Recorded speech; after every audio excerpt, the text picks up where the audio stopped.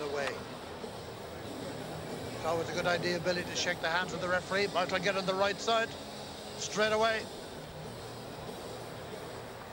Egan is southpaw. You should need reminding. And if it's typical Kenneth Egan, it'll be, watch him, the familiar focus, the lead of the right hand, and away he goes, the little skip. Keep this relatively at distance. He should be good enough to do it. It's the familiar Egan focus. He can stare down an opponent. He never seems to waver from that stare. Just picks his target and then lands his punch. So far, nothing but scored anyway. But it's the early feeling out period. A reminder that, of course, it is 4 2-minute rounds. It's changed over the years. There's been various ones. It used to be 3-3s most recently. So Egan, and the cheer from his friends and family as he goes 2 ahead and points in the bank, and you know what points mean. But apologies to Bruce Forsyth. So it's a good start for Egan, the superb southpaw. Truly one of the best amateur boxers that Ireland's ever produced, and the nation's produced a very large collection of them in all the weights. But should Kenneth Egan get a medal, it'll be the heaviest weight in which an Irishman ever won a medal. Heretofore, I think welterweight has been the highest, in which Freddie Teat won silver way back in Melbourne.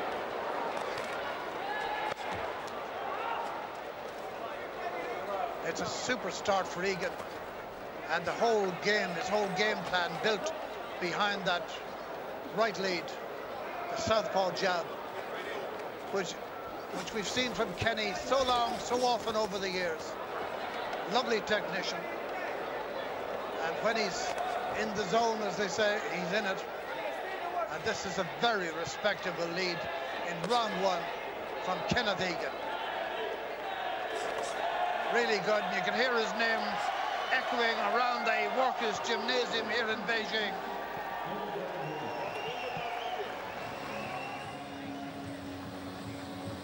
Egan leading 6-0. It's the most perfect of starts. If he's 20 points ahead inside 3 rounds, then that will be the end of the contest. But some action shots from that first. I see him picking his man off just quicker to the punch. And there's no escape for Jackson from that lead hand of Kenneth Egan's. Go close and work him. Yeah, I know. But they give him he treats you and the gloves and the scoring it. You know what I'm right hand, couple right hand, and not any trouble. Okay, let's get it on the bar, right? He shakes his hands, or his head rather ruefully there. Seconds out. Last Saturday, he was 21 years old, Jackson. Kenny's in his mid-20s. Well, just over the mid-mark. 26 now. And away they go, round 2. Familiar Egan stuff again. The right lead. The calm, controlled focus. And for just about the first time in the fight, it looks as though he was going to be caught, but no damage done. Once he gets, as I say, that focus on, his opponent is really in his net. And Julius Jackson is truly in the Egan net at the moment. Sparing use of the left hand from the Needlestown man, the Irish champion, but then he doesn't need to. He knows his opponent well, and he's caught! Well, even when your car is in freewheel, something gets caught at a traffic light. That wasn't a count, that wasn't a punch. Anyway, even if it was a count, it's only 1 point in amateur boxing. Just get your head away from your thoughts, away from pro boxing. And in retaliation here, Egan throws out his right jab 3-4 times. He didn't get a score off any, which bears reminding you that to get a score, for those unfamiliar with the sport of Olympic boxing, 3 of the 5 judges must press the button within 1 second. A 1 second time span, which is really nothing, more or less.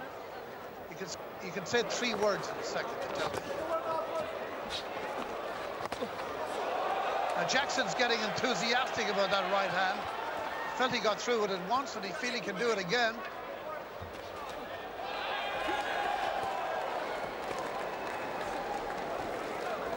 scores are going up in Egan's favour.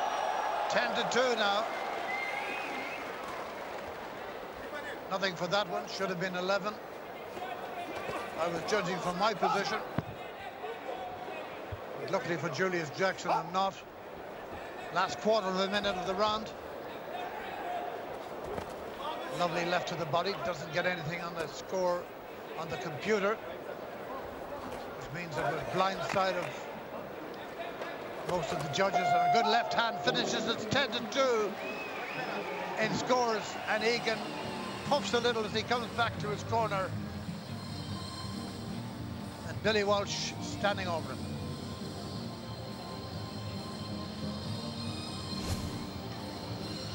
(6-0) after round one, 10-2 after this round. And that was the hand that presumably caught Egan. Just kind of got him off balance, but there was no connection of any consequence. It causes alarm when you see the man go down, there's no doubt about that.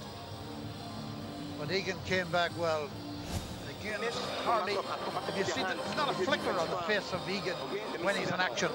He has himself absolutely focused on the opponent and on all possible targets, looking for every window of opportunity. And he's found 10 of them already in this contest. We come to the penultimate round.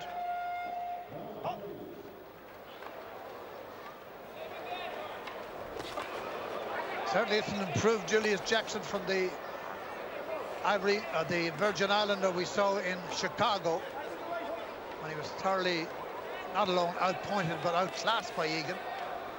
He's a better fighter here today in China.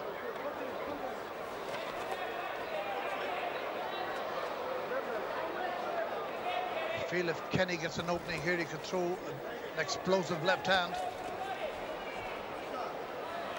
By the same token, I want to keep that left fairly well up. He has to take a left there, but scores himself, goes with the left of the body. That's good stuff from Egan, very good.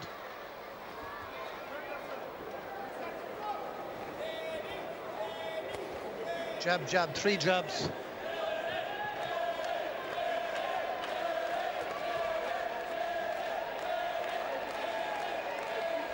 .12-point advantage for the champion of Ireland. There's no doubt, as well as the scoreboard, he's in absolute control. He needs 7 more points to stop it. He needs not very many more. It's 17-2. If the margin goes to 20 points difference, it will be over. This is another very good round for Egan. The right hand opening the passageway for the left hand.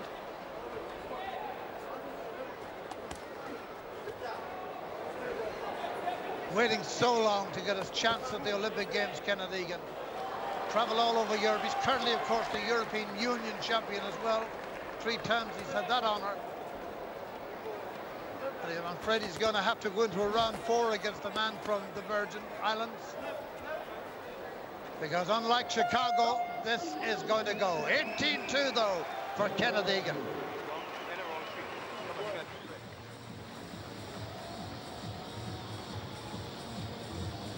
No doubt Jackson has improved from the man, as I said, we saw in Chicago. Okay, throw the right hand to your chest. Okay, don't trade the head, don't go after the head. Getting all the instructions. All right, come on. So the man who's given him doesn't have to go in there and face the southpaw lead of the man from Neilstown. I think you'd be pretty certain that Julius Jackson never heard of Neilstown. Georgian coach there, one of the titles for George as well. Laura. Billy Walsh seems happy enough. Come on, you got to fight now. Let's go. Egan first on his feet. Ready? Okay, let's get it on now. You got to fight. 1, 2, 3. Now Jackson off the stool, and there's 1 round to go. 16 points is the margin. 16 points between Kenneth Egan and the next round. And we're going to have a look here at Jackson. See what's happening in the medical department.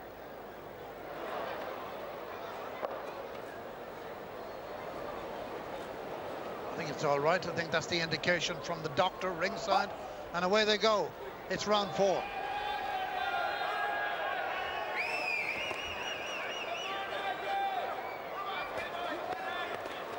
Again, Egan starts the last round pretty well, as he started all the others and continued, with his right hand taking up residency in the face of Jackson. A little short hook there on the inside. Turned the head of Jackson. No point for it.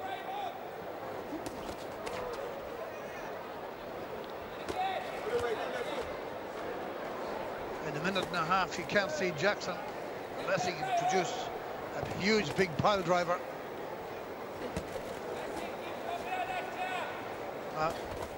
Only a minute and a quarter to go. They've been boxing 45 seconds. Not a score in this round yet on the computer, but as you can see, somebody's been hit, and the referee isn't doing it.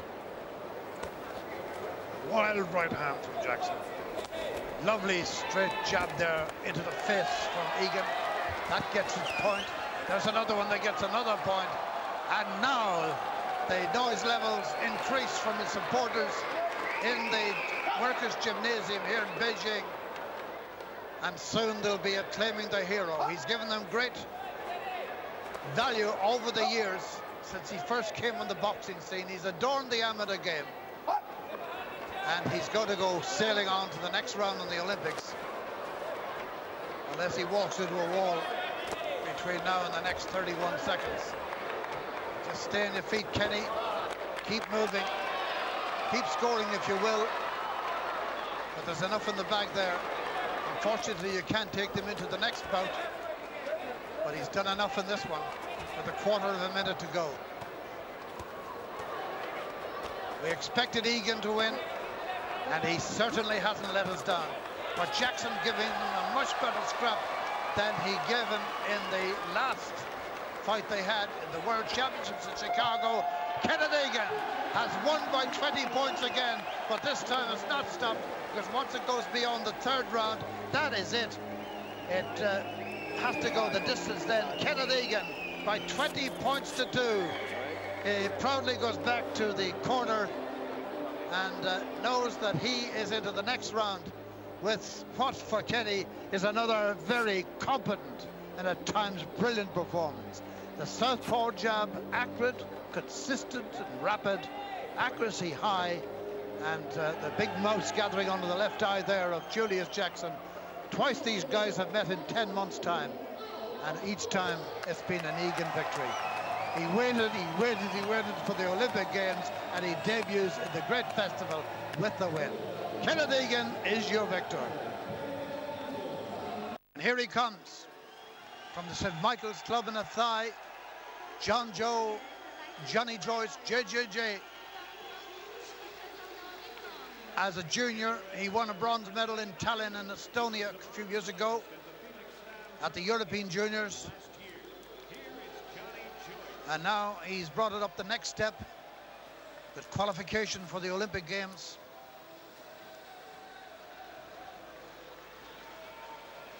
Talking about the juniors, Ketty was the world junior champion in 2000 and is now ranked about number 8 in the world.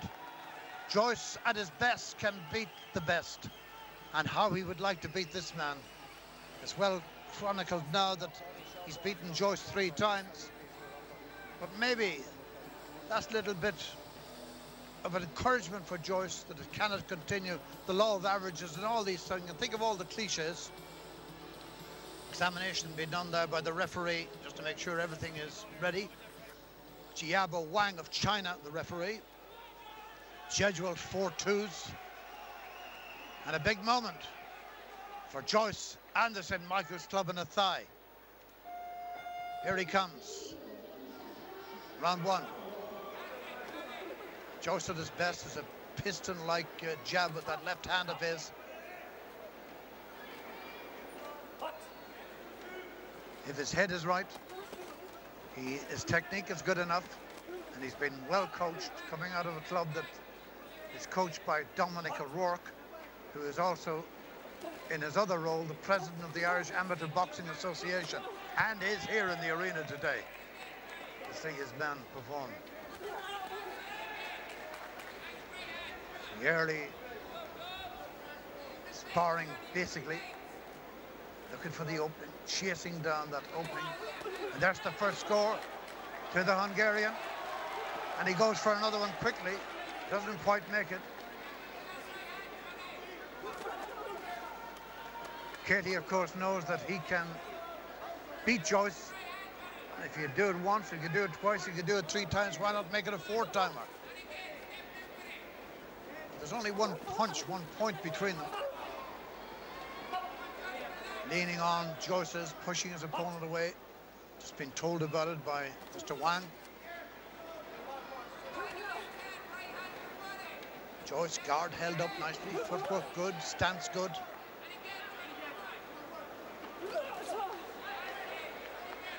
Just out of distance there, he's reaching for that, but he did get in. And it's a good Irish contingent here.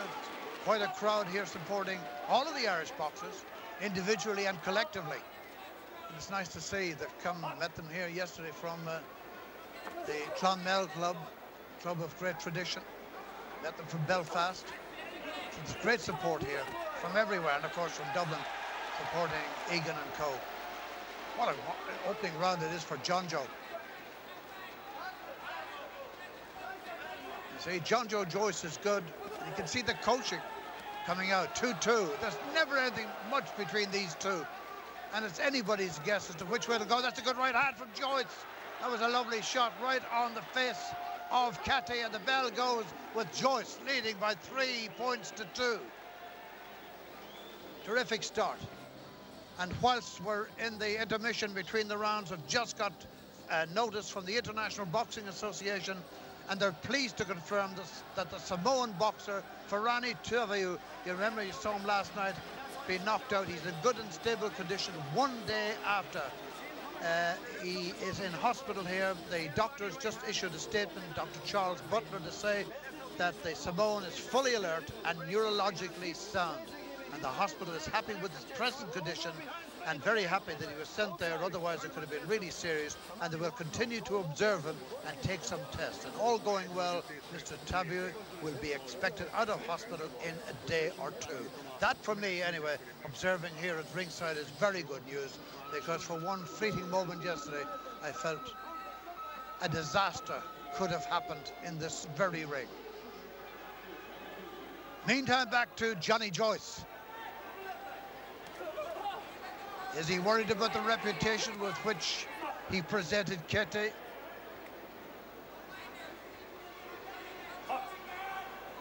Not at all. Typical of Joyce. Whole family of them. And now Kete's gone after his man. Goes to the body. Joyce fends him off well. The referee just mentioned about the holding him inside. Break, break, break, step back. Joyce is just wild with the right hand there.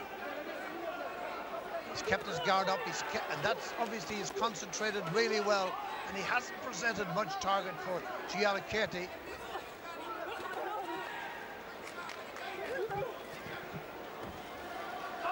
It's the first bit of wrestling we've seen in it.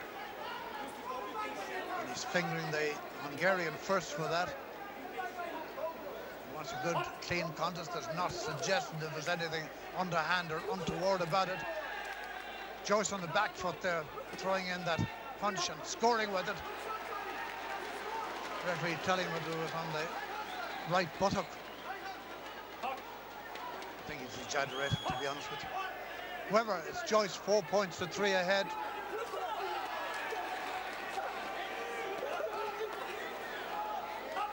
Tall chap, John Joe Joyce. The referee is very fussy. So fussy, in fact, that he could, without any great encouragement, could throw out a public warning there. And that's a 2-pointer to the opponent of the transgressor. Kete's punching is not as accurate as we might have expected from a man of his reputation. And right now, Kete is ranked number 8 in the world. John Joe Joyce has certainly learned. And they exchange right hands there. So it still leaves Joyce that 1 point ahead with 20 seconds to go in the second. Great spirit in the Irish team after their captain, Kenneth Egan, sent them on the victory path yesterday. Now can Joyce make it 2 out of 2? old saying about chickens before they're hatched immediately comes to mind, so let's play it for what it's worth. I have to say that Joyce defensively has boxed superbly in this. At the end of this round, he leads by 5-4. Still that 1 point margin between them. The second round was level on 2-2.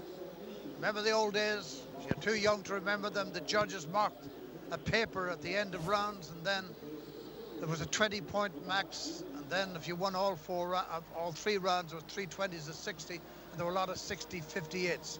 Now it's a different method with which you're now familiar. But Katie's punching today has been kind of sloppy. For that, you've got to credit Joyce. That was that right-hander there that the referee thought might have been a little low, but a very good right hand from Joyce. He's boxed well, he's concentrated superbly, and if I were his coach, I'd be happy enough with what he's done up to now. Billy Walsh in the corner there with him.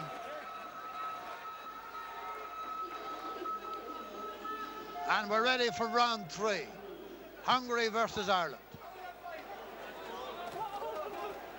Katie boxed in the European Unions earlier this year. He boxed against Frankie Gavin. Now, Gavin is the world #1 at lightweight, and he couldn't make lightweight in Poland for the European Union, and that was a warning because he couldn't make it here either and had to drop out of the Olympics. But Katie was second to him, beaten in the final. So it's the measure of what Joyce is up against in this one. Joyce with the right hand cocked. Katie comes back, realizes now he won't be able to see the scoreboard from where he is, and everybody else is privy to it. Not so long ago, nobody would know until the end of a contest. This is great stuff from Joyce because he's punched well, but most of all, defensively, he's been really, really sound. Look at the guard held up. There's not anything that looks lax or lackadaisical about it. That doesn't mean he can take anything for granted. A minute to go in this round, which means there's 5 minutes of boxing left. It's light welterweight, that's 64 kilograms. Joyce with a little bit of semi-showboating, but he wants to stay away. That's the best way to be evasive. But he can run, but he can't hide, as a famous old American expression about the ring. But it's still 3 points the margin, and it's still Johnny Joyce is ahead, leaving himself a little open there, which means that tactically he has changed his plan now at the moment, banking on what he's got. A very good deposit in the first 2 and a bit rounds. Referee is getting a little fed up with it, and I wouldn't like to see him getting any more fed up because might get a warning, and that could go either way. Lovely punching from Joyce that doubles the scores. I told you this man at his best was capable of beating anybody. Well, he hasn't beaten anybody yet, but he's surely on his way. Occasionally has an off day, but when he's on the on button, he's as good as we might expect coming out of that wonderful stable of boxers that they have down there in St. Michael's Club in Athy. It's 8-4 with a round to go.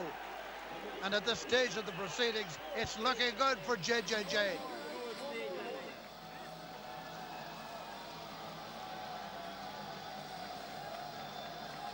Good crowd in again in the Workers' Gymnasium as we slip over to the corner. GL and Katie. Doesn't look a happy bunny in there at the moment, trying to encourage him on. He's been in with some of the best in the world, and of course some of the best in Europe. Really good boxer, but here's a man who's just upped his game tonight, upped the ante. 3-0, he lost the mini-series to Kate. 3 defeats to him, but this evening, and it's a rather afternoon here in Beijing, morning with you, this is Joyce showing all his style. He's by no means home and hose yet, but look at the score, 8-4, 2 minutes of boxing to go. Best of Ireland against the best of Hungary. Both countries have produced great ones in the past, too numerous to mention. But just to reference point in the studio there, 2 of them from Ireland, twice European star and Olympian, of course, as well as that, Mick Dowling and Michael Carruth. Some people forget that Michael got a medal at the World Seniors in Moscow in 1989. It's kind of get hidden with this Olympic success. I don't know what the instructions would have been for Billy Walsh in the corner. Billy's the head coach of that high performance squad. Well, that's certainly been productive. And Gary Keegan is going to move on to pastures new very soon. Must be very proud of this. He must be very proud of Johnny Joyce as well. And with just over a minute to go, you've got to say now that the chances are that Ireland are going 2 for 2 in the Olympics. Joyce has his measure. He's learned more from the previous contests. There's no doubt about that. And Katie will know that he's got to produce now in the last minute of this. I mentioned earlier on that Dominic Rourke, the coach of John Joe Joyce, is here, and he's sitting beside Gary Keegan in the arena. Gary, the director of that high performance. Look, they must all be happy. There's only less than 3/4 of a minute to go, and Joyce is doing his dancing bit. Michael Flatley joins St. Michael's Athy. Just don't get careless. That would be the word if I was wired up to him. Head up. That's what, don't do anything untoward. Don't leave any opportunity for the Hungarian. Katie will need to produce something big, and quite frankly, he doesn't seem capable of it. Joyce has been the dominant figure. Their previous contests were very close. Today, again, it's been close in general, but look at the score. 5 seconds to go, and John Joe Joyce is going to move on in the Olympic Games. The bell, and Joyce has done it. And for Irish boxing, it's 2 out of 2. On the Saturday, it's Kenneth Egan. On the Sunday, it's John Joe Joyce. Ireland has produced 45% of all the medals that Ireland have ever got in Olympic sport. We've no medals yet, but we have 2 victories, and that's been brilliant stuff. Katie has finally been humbled, put that sort of in inverted commas, as John Joe Joyce goes over to the Hungarian corner. These 2 may indeed one day exchange postcards, but that was a terrific contest, and Joyce has his leg raised and his arm raised, and a victory that's as sweet as it sounds. John Joe Joyce moves on triumphantly in the Olympic Games. From RT anyway to him, congratulations, Johnny.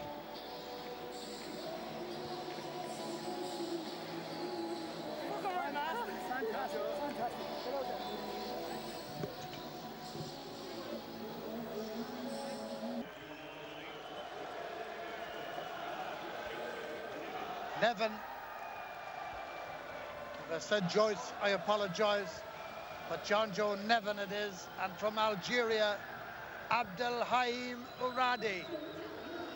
Silver medal in Africa, but winner of the All Africa Championships, and all that implies, that means all the countries in Africa having a go, Black Africa, Arab Africa. Now Nevin has known really no downside in his career. In fact, he's jumped the queue. He was on the long-term plans. They brought him into the high-performance squad to prepare him long-term for London 2012. As I say, he jumped the queue, and he was going so well. He was an absolutely sensational junior, going so well that I said, well, why not we have a go at the senior championships? He went for the senior championships, and it would be unfair to say he cakewalked through them, but he certainly did, and he was brilliant. He was absolutely brilliant.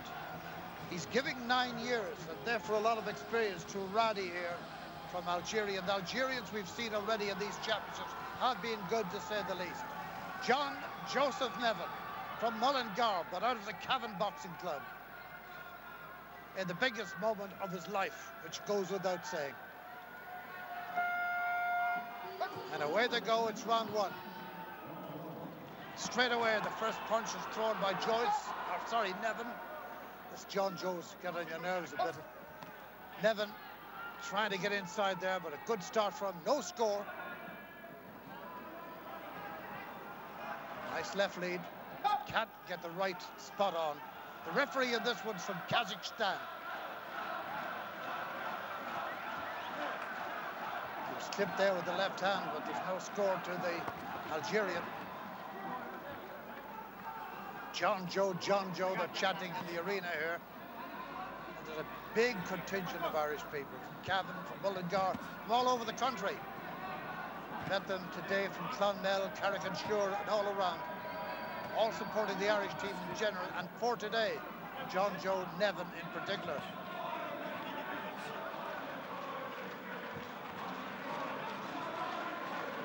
A song that's become familiar to the football supporters. Come on, you boys in green. But there's only one boy, and he's in blue. John Joe Nevin. No score yet. And we're inside the last or the second minute of the first round. It's cagey from both men. After that aforementioned contest they had in camp, they know each other quite well. In fact, very well. It's hard to believe there was only 1 point between them on countdown, which happens in the event of a bout finishing level.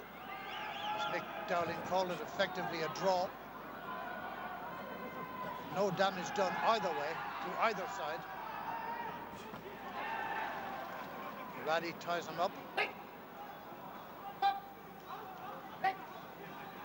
Telling Joyce clearly to listen, break when I say so. It's not the normal John Joe Nevin we see, just not. Normally he's standing off and picking his punches and boxing on the counter. Tries that right hand again, doesn't work. We're not going to have any score by the looks of it in the first round. In fact, we're not going to have any score in the first round, which ends 0-0. Well, you'd have to be fair and say that neither O'Raddy nor Nevin have shown anything worthwhile in the first 2 minutes. Nevin certainly started as though he really meant business, but early on, O'Raddy got just wind of what was going on, and he's showing all his experience and his 9 years advantage. And of course, if he battled through the African qualifiers, and in the African qualifier, he was first in his, when he went first of all to try and qualify for these Olympic Championships. Billy Walsh in the ring, so outside it. He's a cool customer, John Joe. Somebody told me, I think it's true, that he has a record coming out. I don't know if it's a ballad or if it's rap or if it's something in between. But no doubt they'll have it on Northern Sound and Shannon side. Round 2 between O'Raddy of Algeria in the red corner and John Joe Nevin of Ireland. From the Cavan boxing club via Mullingar. Don't mind that he doesn't score a lot. He doesn't always score a lot, John Joe Nevin. But if he happens to get in front, he will defend it splendidly. That's one thing he's good at, is defending a lead. No talking in either corner, please. Fair play to the lyricist in the crowd. They're changing now to boy in green to boy in blue. And Nevin responds. Now that's the lead he wanted. If he could just make it 2, he'll make it very difficult for O'Raddy.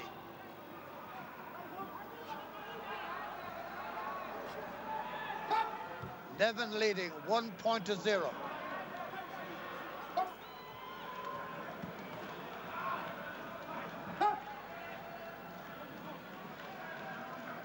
Lonely John Joe Nevin puts on an exhibition of defensive work. The little move of the body, the shimmy out of the way, the duck, the dive, the weave. But so far today, we haven't seen it. But then there's no necessity for it. Did well with that left hand, left himself open. Good job he turned his back, which he may not do, but he did anyway. Getting all the encouragement he can from the couple of hundred Irish people who are here in the Beijing arena. Into the last 40 seconds now of this round, and at the end of which we'll be halfway through. kept his concentration well, and he goes ahead with that right cross. Ahead by 2, Nevin. Conceded 1 there. It's 2-1 in favour of the Irishman. Last 20 seconds of the second round, and now he's under pressure, and the Algerian has levelled it all up. And that has to be said, the very first time in the bout that the Algerian has shown anything in the likes of superiority, because generally it's been even Steven. Lovely left hand from Nevin. Another one. The second one doesn't score. The first one did score. Last couple of seconds of round 2. And John Joe Nevin is in a happy position. He leads 3 points to 2 at the end of round 2. A very cool lad is Nevin. Very cool. And he knows his way about. He may be young in years, but there's an old head on those young shoulders. And he's up against a man who's the guts of 9 years older than him. And has been around the African tournaments. Joyce, quite frankly, is afraid of nobody, neither body nor reputation. Did take a couple of right hands, all right, but was always moving away from them. When you come with the right hook, they're going to be happy enough down in the Irish corner. Halfway through, and all's well for Ireland and the third member of the Irish team to compete here. It's been 2 wins out of 2 up to now. And it's Nevin against O'Reilly in round 3. Nevin first to throw one. No joy from the 3 judges. Nevin been told about holding. He wasn't doing anything terribly startling. Then he dances away. He likes that. He's good on the counter if he has to counter. Raddy told to watch his head. Nothing really terribly serious about it. The Blue Irish corner been told no coaching. Mind you, it's very difficult if you're a human being and your own team or your own man's in action to refrain. I have to say this is the most untidy contest I've seen John Joe Nevin involved in. Normally it's nice copybook stuff, but this is clumsy, and it's most certainly is not all his fault. Raddy pushing and shoving. And it's going to be a warning. It's going to be a warning for John Joe Joyce for holding there on the inside. And that gives 2 points to Nevin, concedes 2 points there to O'Reilly. They don't deduct the score of your score, they give it to the other man. So effectively it's the same thing. Now Nevin got to shake himself up out of this, but he's plenty of time. He has over a minute in this round. And it's a warning for the Algerian. And that levels it up. And that puts Nevin back in front, leading 5-4. Nice politically correct move there by the referee, I should think, to balance up the ledger. Take of one, give to the other, then take of the other and give to the man you took it originally off. John Joe Nevin leads 5 points to 3, closing stages of the penultimate round. This time it's the Algerian who's told to watch his P's and Q's.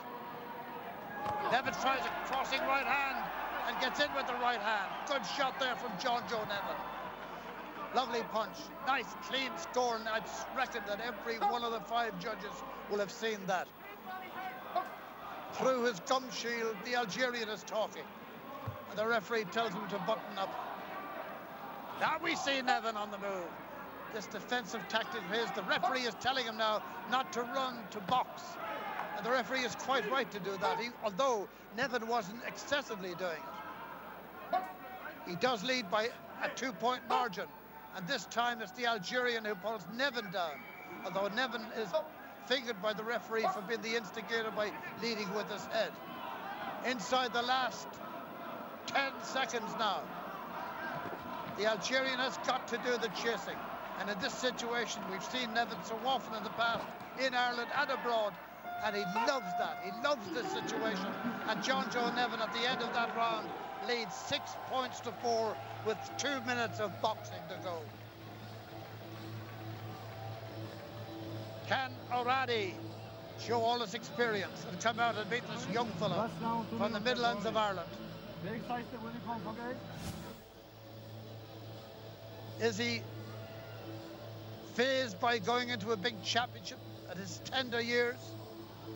Not a bit of it, because those of us who cover the sport on a regular basis will know that he's a funny lad, a calm lad, and really with it. There's no doubt about that. Wouldn't be surprised if that's a rap song he's recorded. That's a terrific right hand by Nevin. Really good one. And he was the boss that round. And now he's in the ideal situation for him. It may give you all a fright at toe when you see him backpedaling as he may do here, but that's John Joe Nevin on the defence to be in the lead and to be able to counterpunch. Wouldn't surprise me if there's another warning in this one. John Joe being encouraged by the crowd just behind me here, way up in the gods in this workers' gymnasium. Joyce, or rather Nevin, on the move, and he's going to be told again by the referee, look, I want you to box, not that kind of thing. And then when he tries, now there's going to be something will happen here. They've cleaned the gloves, and it was the Algerian who was told there, O'Reilly, to watch himself. Nevin caught between two minds now. He would like that dancing maneuver.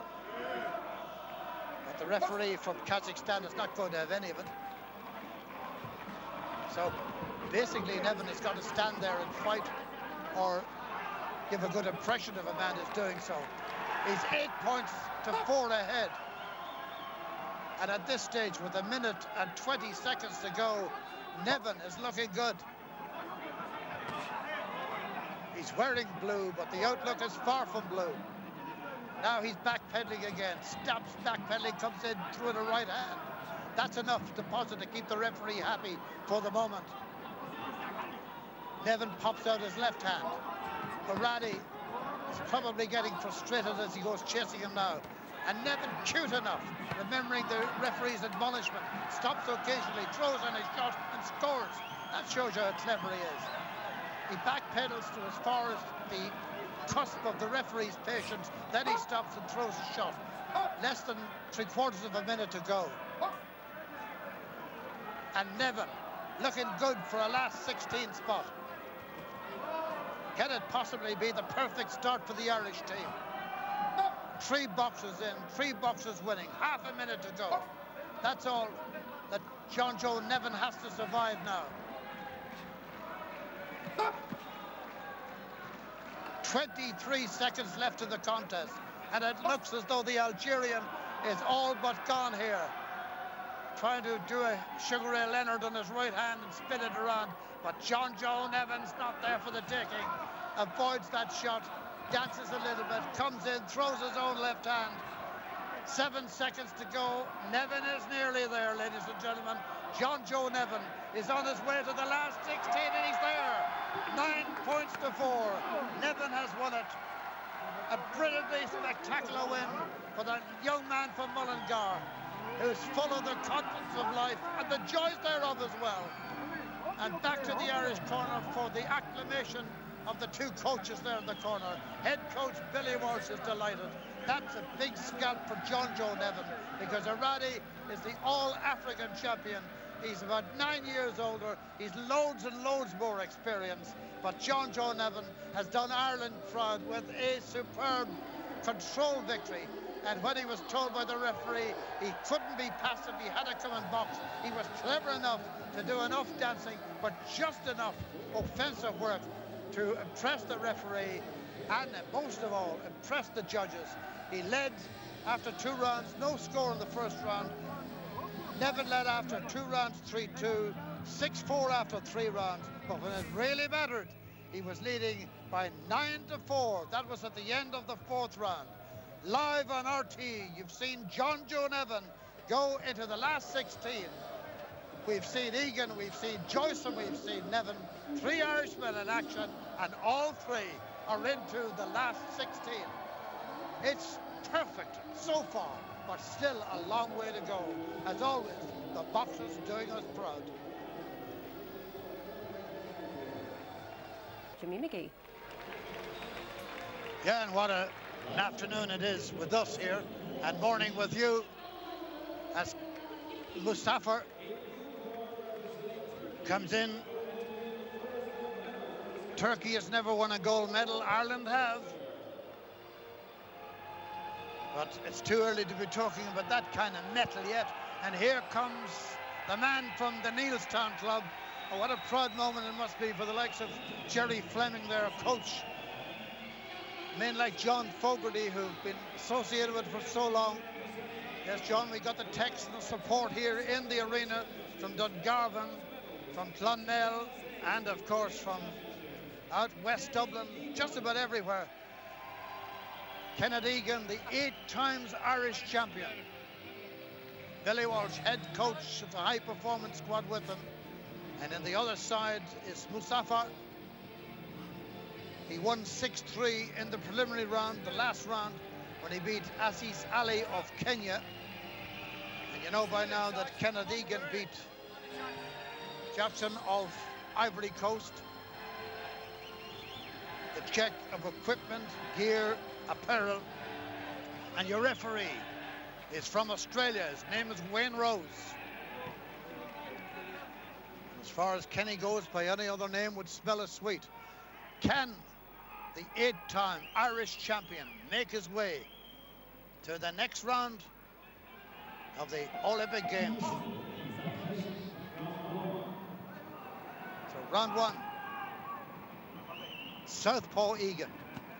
So correct generally in his boxing. Lovely straight puncher. He may be the best straight puncher in this light heavyweight division here. There's been nobody else that's looked like him at all in that department. But he's conceded the first point. Early times, early moments. Big Irish support here, huge, and they rent the place with the cheer as Egan gets the first goal. Southpaw, good left hand when he ordains to throw it. Still has to get distance. They each have to do that now. Good focus. Always has a focus, Kenny Egan. If you could get a close-up, a camera right there in the opponent's helmet, you'd see that his eyes never moves, even momentarily off the target. It's an astonishing thing. I suppose ideally every man in a combat sport should be doing, and maybe most of them do. But Egan is renowned for it in the amateur ranks. And a nice, comfortable start for him. Mustafa in here, a selection of the tripartite committee, but did well in his first round match. Can't do any better than win. 6-3. Doesn't compare, of course, with the 20 points to 2 win that Kenneth Egan had.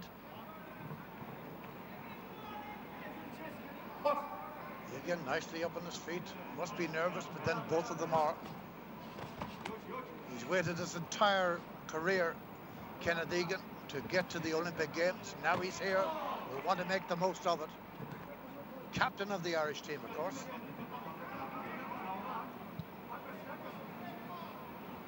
Quiet enough, spectacular first round, at the end of which the Irishman leads 2-1. Already through to the next round of light heavyweight.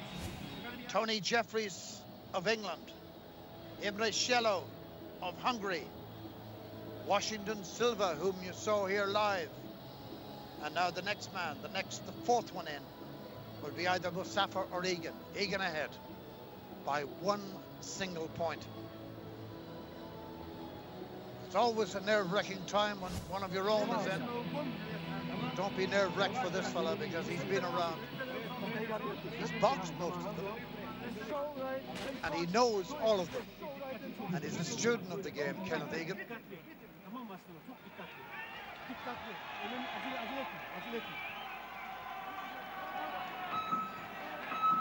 Countdown. Round 2 rather. So another 6 minutes of boxing to go.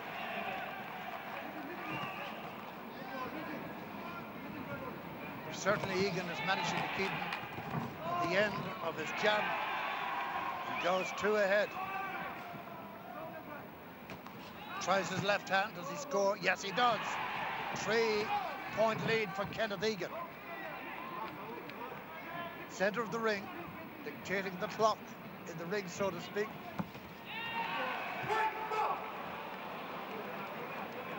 Referee telling him, turning him over. What could he do when he rushed in at him? 4-1 for Egan. Lovely, clean boxing. He's been admired for that at the stadium and other venues over the years. Remember, nobody since 2001 has won an Irish championship at senior ranks of this division. Only Kenneth Egan. Year after year after year, until he got to it. Who says he's finished yet? Whatever the Sports Council are paying them, he certainly has repaid it. Because his dedication to training, his dedication to coaching, and to the high performance squad. And of course, not forgetting his club, Neilstown. He's been a credit to them. He misses with the left hand. He's walked well within himself. You feel that Canada's something else here.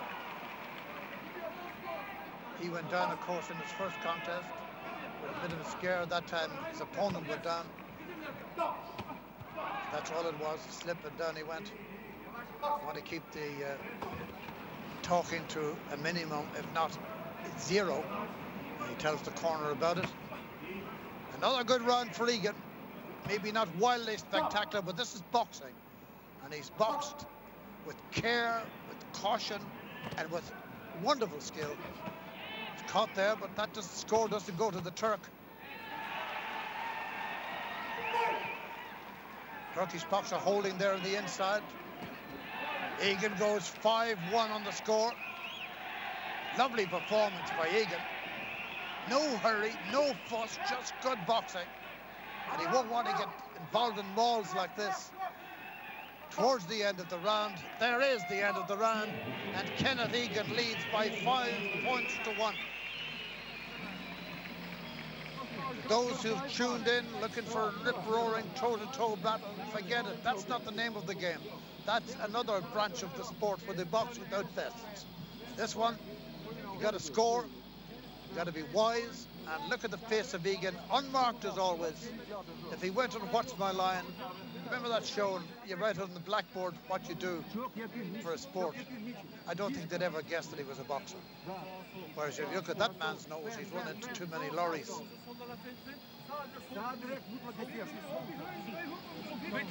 Fights coming to Musaffar from all, well, 2 directions anyway. 2 rounds to go, and all is going according to plan. Great spirit of the camp, great coaching, wonderful culmination of the work that's being done and has been done by the high performance squad. And away we go with the penultimate round.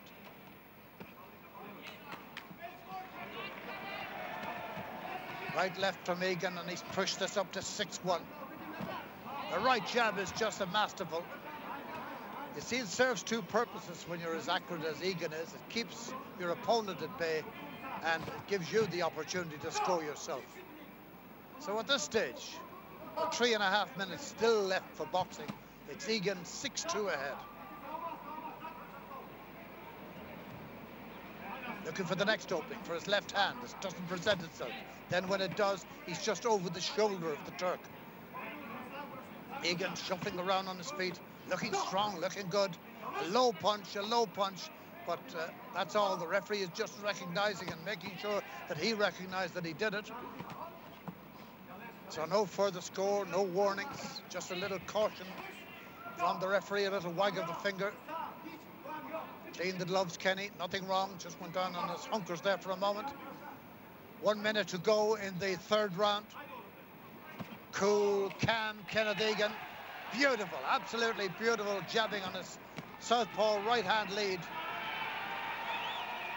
He's always been outstanding, and all he needed was that break. Just get that monkey of a shoulder and get to the big time. And he's in it in the amateurs now. He leads by 8 points to 2, Kenneth Egan. And if he wins a medal, or even if he doesn't win a medal, it couldn't happen to a nicer fella It's been a credit to his sport, and right now he has half a minute to go in the third round, and he leads by 6 points. Turk is wild with the left hand over the top of Egan's head. Turkish punches are becoming a little wilder and a little more indiscriminate now. But he's not dirty by any means. Out goes the jab of Egan. Doesn't score, but keeps his man at bay. It all works. Last 10 seconds, Egan has scored to 9-2. Beautiful performance at the end of that educated right hand of his. And the hooter goes for the end of the round at Kenneth Egan of Ireland. The Irish champion leads by 9 points to 2. Surely now, he must be home and dry. But dare we say such things, because we've been let down so often in the past with other people.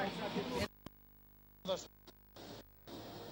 the southpaw of Egan, that straight right hand, it's a great result for people who can punch. And a lovely one that the coaches will enjoy. Doesn't mean he's exclusively that if you don't know him. But he's boxed absolutely well within himself and has looked the better man without a doubt, just as he looked the better man in the first series here. And should he win, and it's beginning to look like it, I think he's hot money to get a medal at the Olympic Games. Brazilian will be no pushover. But I'd have a few cruceros on the man in red, but he still has to get through this one. Mustafa, Turkey, good reputation in amateur boxing. So they don't want to be represented by some dud. And Mustafa has shown already in these Olympic Games that he's far from that. But it's going to take a special type of boxer to beat Kenneth Egan.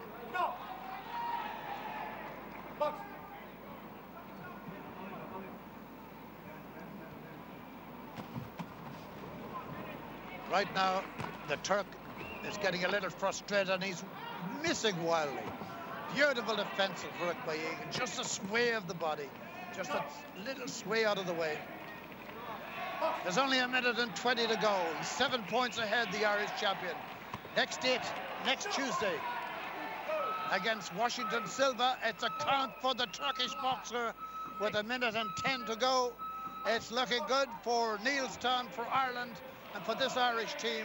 100% record with our boxers so far, and that's about to continue. Kenneth Egan leads by 10-2, and in the background, a song familiar to many Irish football trips, soccer trips abroad. The Ole Ole, maybe it began in Mexico, but it has been transported around the world by Irish fans. 3/4 of a minute to go. Kenneth Egan has boxed really, really well. Nice, cool, well within himself. It's, I would say, a superb performance by Egan, who has looked really good, absolutely in command. And it's just what you want from him. He is a confidence booster. He's usually unruffled. And his left hand has been finding the spot when he wanted it to.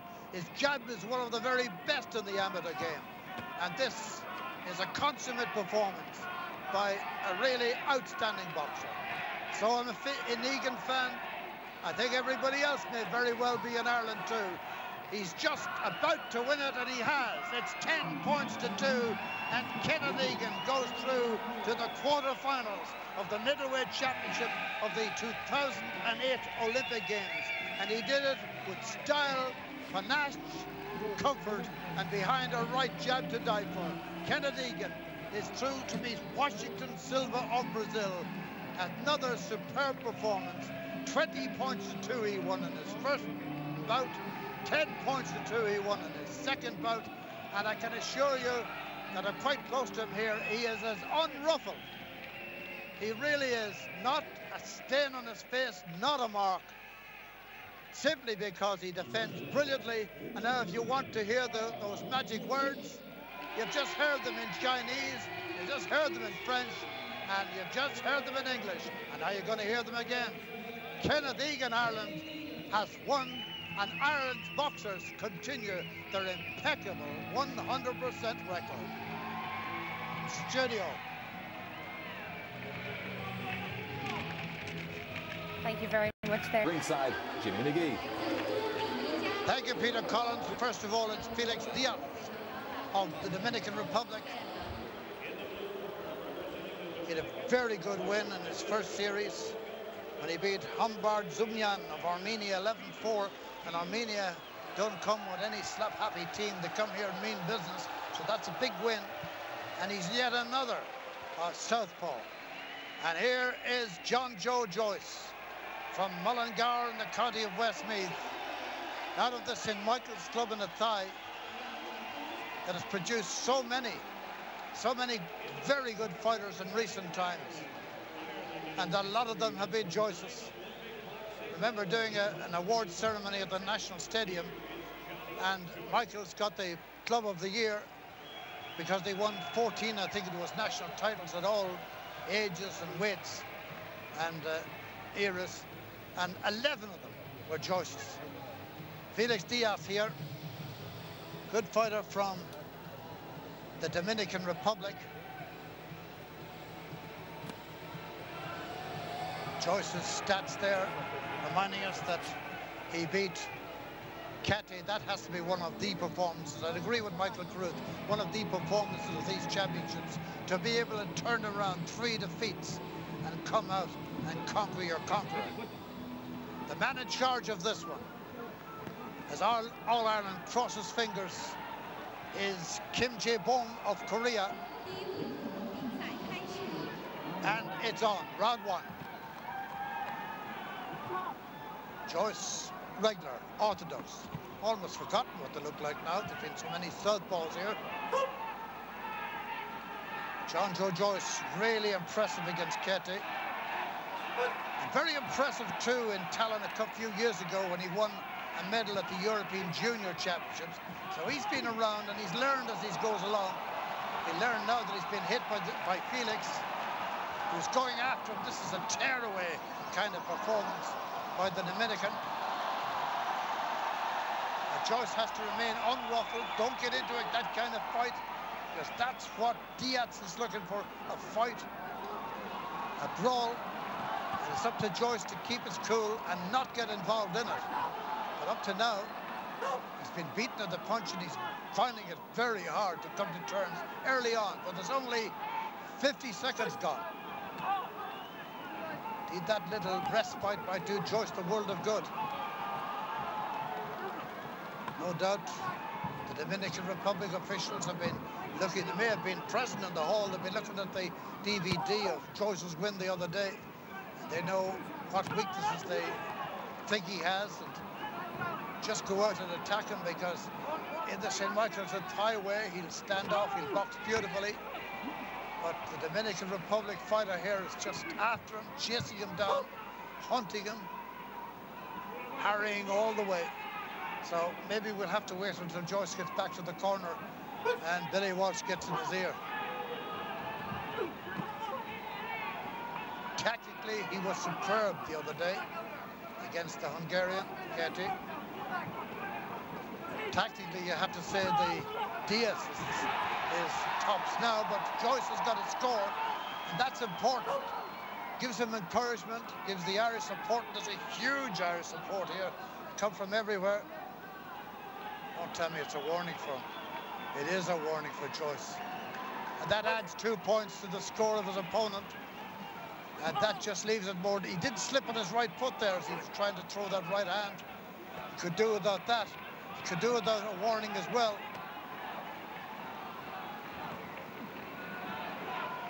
All a bit untidy, end of the first round. And Joyce has 4 in arrears. Tactically, you'd have to say Diaz has done it right. He's just come out like a whirlwind. He's throwing everything at Joyce. Absolutely headhunting. Very difficult for the Mullingar man to do anything about that. He could find nowhere. Where was the exit door? The exit door from those clinches and that hard-fighting Dominican. Left to the head from Joyce, not all that much of a reply. Billy. Eye to eye, eyeball to eyeball, Billy Walsh.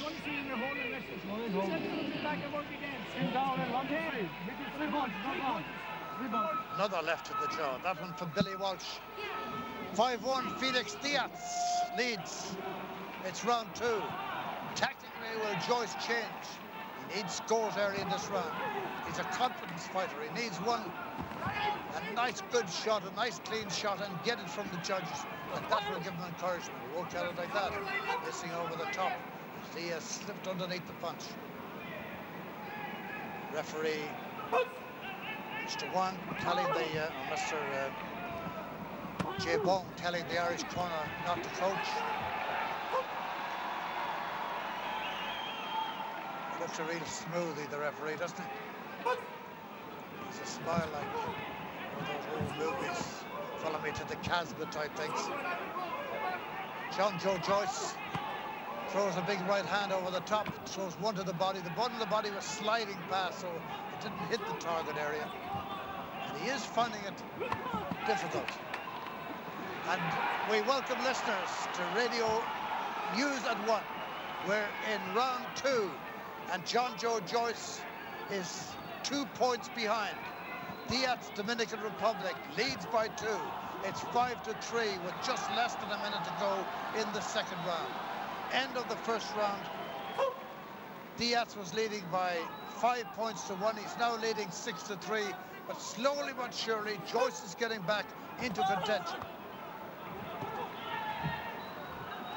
Just simply doesn't want to concede anymore.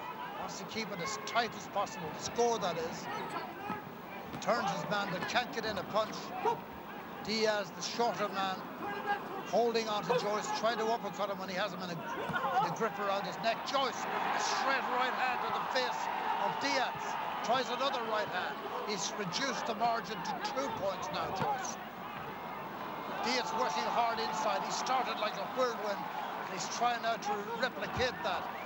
He's got another score with a left shot to the body. Joyce tries to fend him off.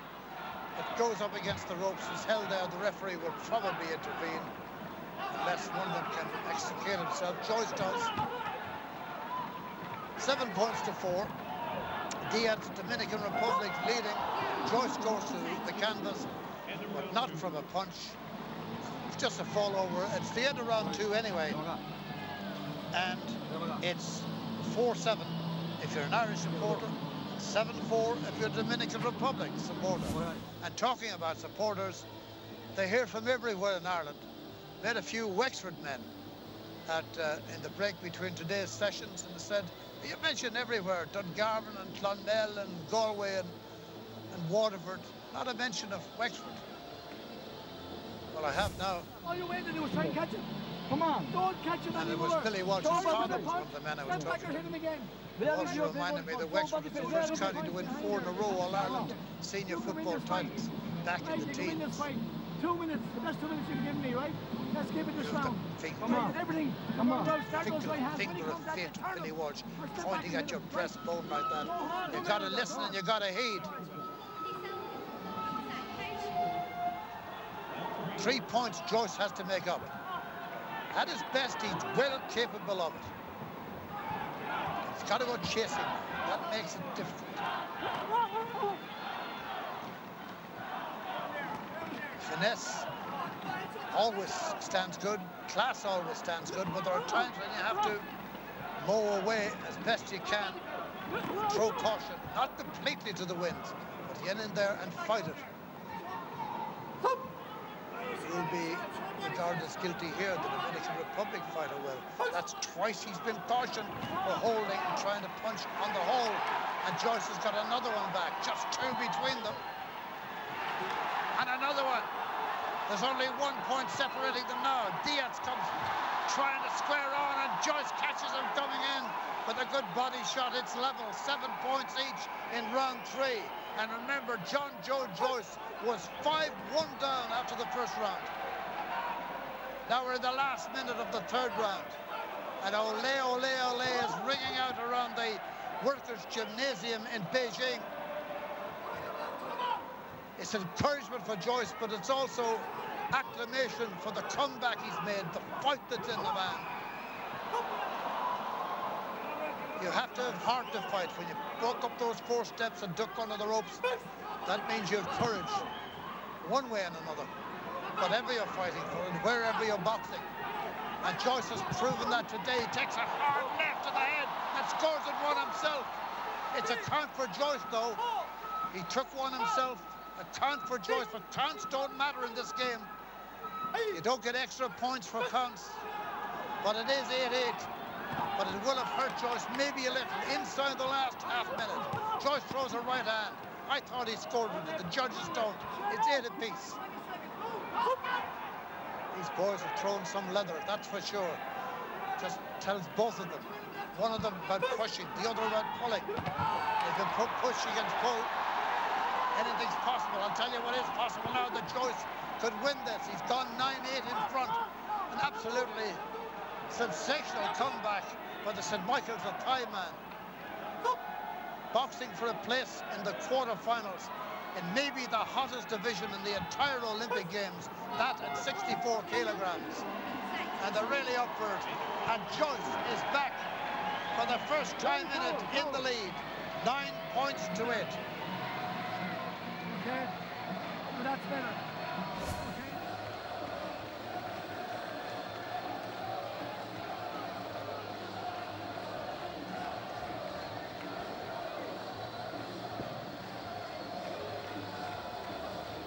Perhaps it is time to eavesdrop down in the corners.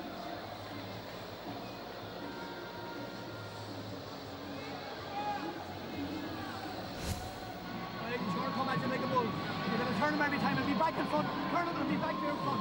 No running and holding anymore. Head is swift. With him, step back right hand, both same time. Billy's boxing well.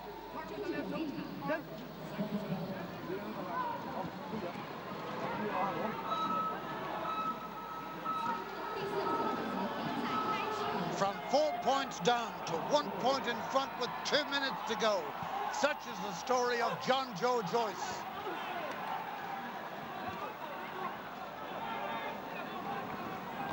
A 20-year-old from Mullingar, the St. Michael's Club.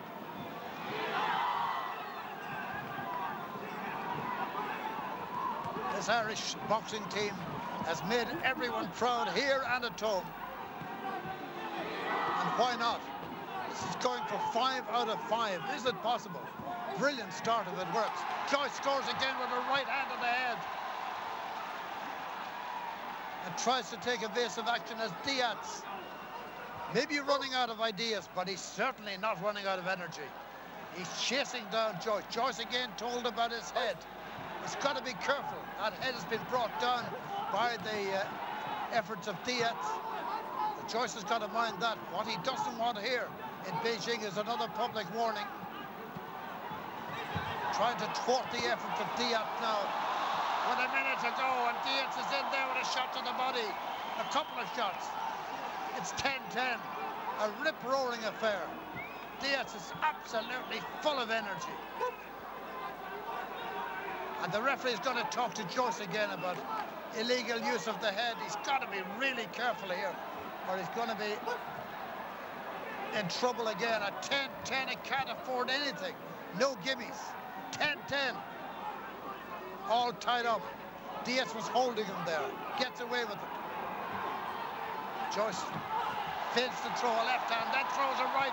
It scores. Diaz comes in, sinks one of the body. Doesn't get it off the judges. 11-10, the Irishman leads. Are we going to have another Irish victory? Are we going to have another quarter-finalist? It's beginning to look like it. The Irish corner's been banished. Billy Walsh steps away and goes into the darkness of the tunnel. Not there, referee says, please go towards the dressing room. So when was a Westford hurler called Billy Walsh sent off in a boxing ring in Beijing? 14th of August 2008. But his man is doing splendidly here. John Joe Joyce, dancing away from his opponent. Stops to throw one, but it's level each. 11 each on the level. Should it end this way, in a draw, 11-11, it goes to count back, because each individual judges are recorded in the master computer, and they go back on those, take the top, take the bottom, and it's all over. It's 11-11. Each boxer throws his arms to the heavens, and so it's going to be whichever of them gets the count back.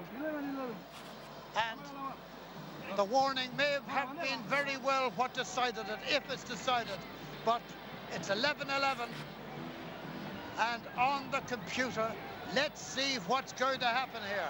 This is really edge of the seat stuff. Who's going to get it? Joyce or Dia? Dia or Joyce? The match ended 11-11.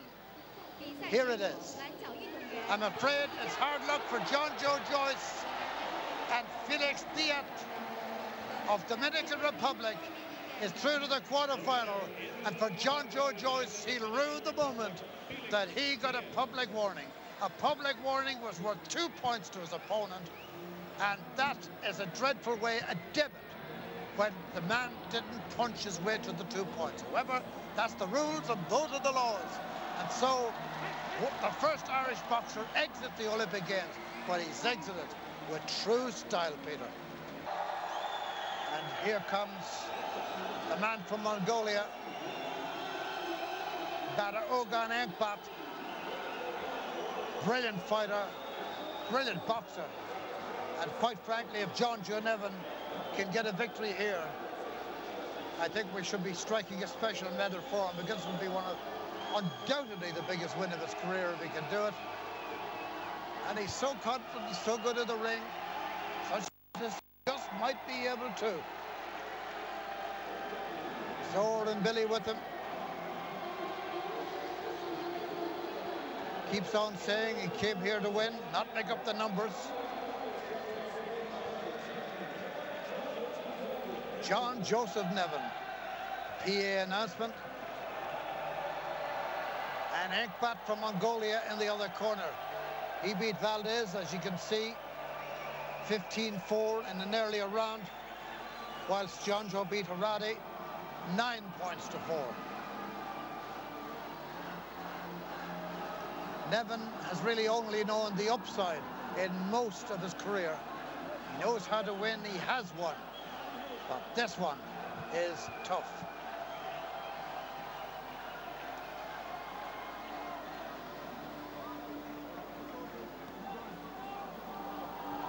Referee checking that all 5 judges on the chairs, ready with the computer pads, and away we go. Remember, Nevin in red. So keep an eye on those red gloves and see where they land from time to time. Enkbat, good in all as he is, still has to shuffle in at the start and be a little tentative, a little curious and a little cautious.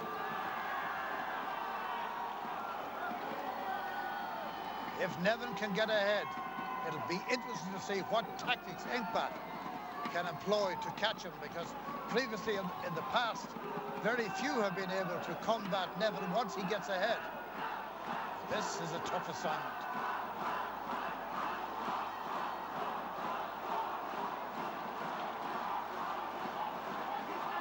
Nevin is able to just take the whole thing as part of his career, dancing around as if this was just regular exercise for him. So imagine the referee might call break in a moment and tell the two of them to box. That's precisely what he did. Nevin just gets out of the way of that right hand. Nice little clipping right hand from Nevin. Bit untidy, the Mongolian head's low coming in. Nothing serious about it. Nevin's a bit short with that one. Throwing it away far from the back foot. Head down, one man head down, the other man holding. So it's how the referee sees it. If anything, he just lets them be. We've seen nothing yet from Enkbat to suggest he's the world number 2. But take my word for it, he carries a very powerful right-hand punch. But of that, Billy Walsh and co will have been able to tell John Joe Nevin, don't take too many chances. He's a deadly cool customer, John Joe. The bell ends round 1 with the Mongolian a point ahead. That's all it is. 1 point, 1 punch. One punch that at least 3 judges will see in that window of a second. Seems to be breathing very heavily, or is it just that the towel is, well, of course, it's a towel that's ruffling the singlet. Egbat, world number 2.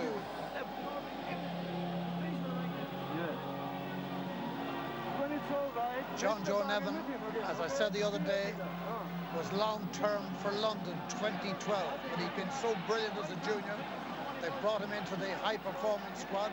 The IAB very happy with his performances, and so the high performance, and he did so well. He entered the Irish Championship Senior and won them, and here he is in Beijing, the capital of the People's Republic of China, boxing in the Olympic Games. Dreams do come true early for certain people. For John Joe Nevin, he's one of those certain people who was caught there with that left hand. That brings the score to 2 up for the Mongolian. And now, for a change, Nevin has to chase a fight. And in chasing it, will he leave himself vulnerable? That's the point. Boxing on the counter and boxing on the defensive, he is brilliant. And in Ireland, we have not, I would have to say, very often seen him in this sort of situation. He's getting a little breather now, for which he thanks the helmet, the head guard of the Mongolian. 1 minute and 25 seconds left in round 2.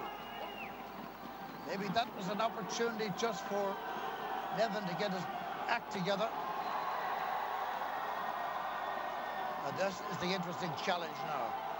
What can he do? You see what he's doing now? He can do that brilliantly all night long when he's ahead. Now he's 3 points behind. He's got to hatch up a plan to get some points on the board. And he's got to be able to execute the plan.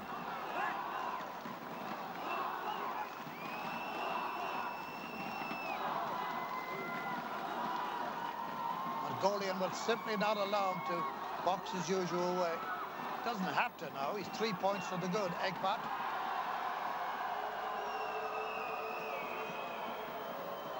I always knew it was going to be a tough one for Nevin. And my goodness, it's even tougher than we thought. Because he just cannot get through to this man at all. Not in any way that would concern the Mongolian. There's a right hand from Nevin. Yes, a good right hand too. And that gets the point. 1 punch, 1 point. Last quarter of a minute, round 2. 4-1 now for the Mongolian. Just scored there with a left lead. There's one thing that John Joe Nevin doesn't like, and that's confidence.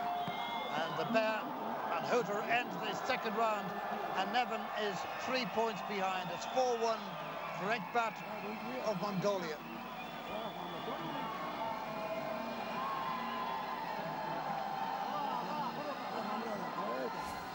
In the Irish corner, they're working away, talking to John Joe Nevin. I don't know if we can hear anything on the sound effects microphone down there.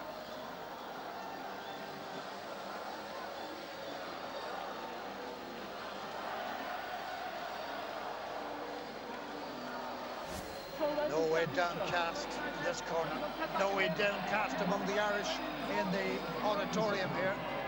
The place is well-nigh, well, it's not full, but it's certainly 2/3 full. The Workers' Gymnasium in the city centre of Beijing.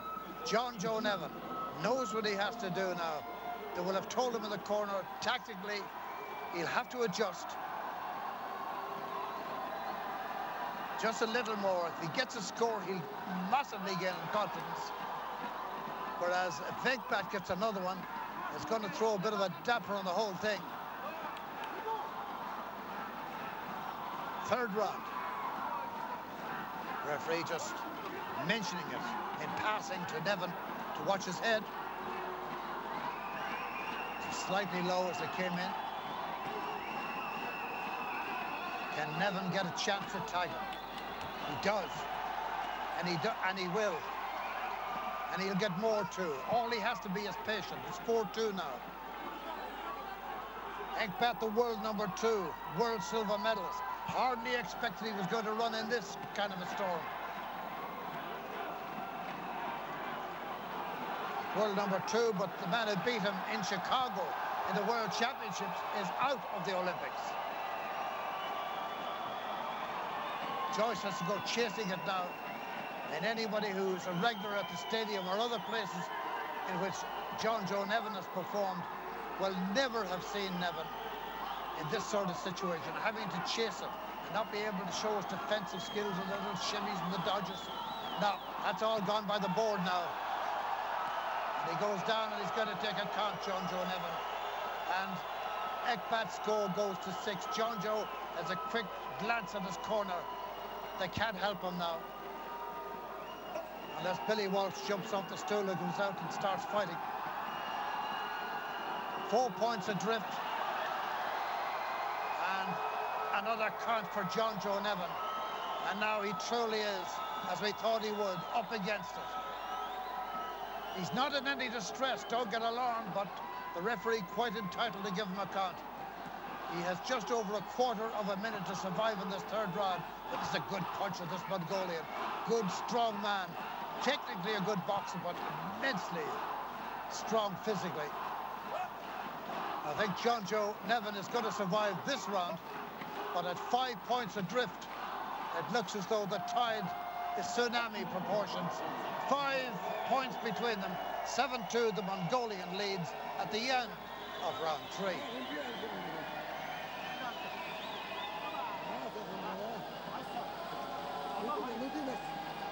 Such has been the momentum built up by the early successes of the Irish boxers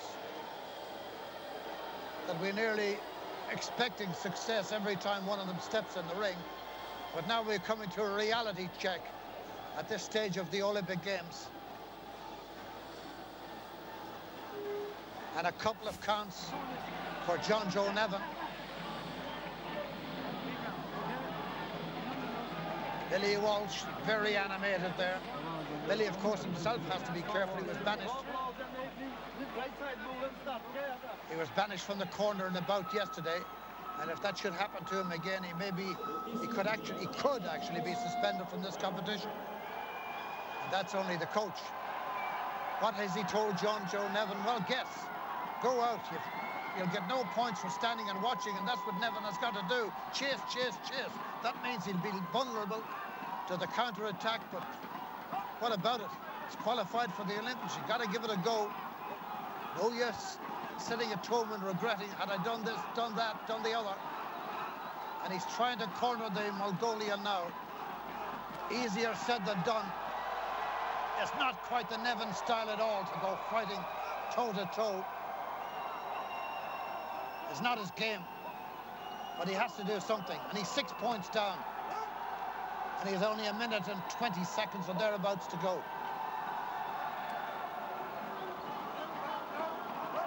Which is why on programs today I was trying to give people a reality check, not to expect too much. And if Nevin should win this, it would be a sensational result. Well, it looks now as if he's not going to win it. He has 1 minute and 5 seconds to go against one of the best amateur boxers in the world in this division, who now goes into a 7-point lead. He's showing it now, Ekbat. Not alone is he technically good at picking his shots brilliantly, he is as strong as an ox.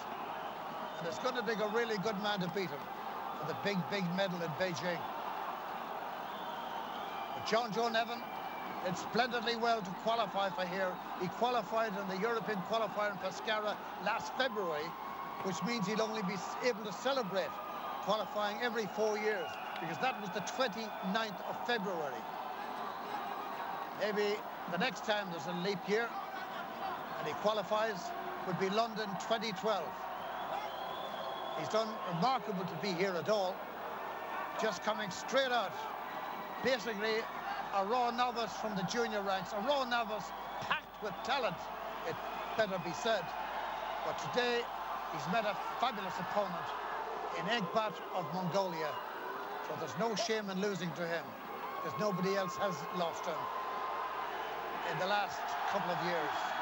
And it's all over. And John Joe Nevin will, of course, be disappointed.